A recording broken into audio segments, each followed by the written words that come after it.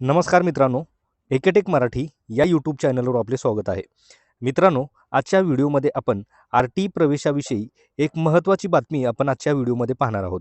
तर यामध्ये मित्रांनो आता आर-टी अंतर्गत प्रवेशासाठी 1 किलोमीटर अंतराची अट ही चुकीची असल्याचे या ठिकाणी शिक्षण मंत्री दादा भुसे यांनी विधानसभेत सांगितले.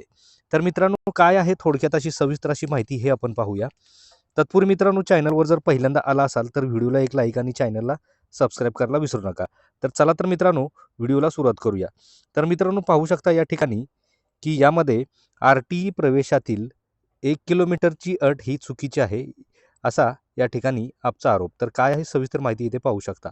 तर यामध्ये मित्रांनो आर-टी अंतर्गत प्रवेशासाठी केवळ 1 किलोमीटर अंतराची अट असल्याचे शिक्षण मंत्री दादा भुसे यांनी या ठिकाणी विधानसभेत सांगितले. मात्र ही अट मूळ कायद्यात नसून सरकारकडून पालकांची या ठिकाणी दिशाभूल केली जात आहे, असा आरोप या ठिकाणी आम आदमी पक्षाने या ठिकाणी केलेला आहे.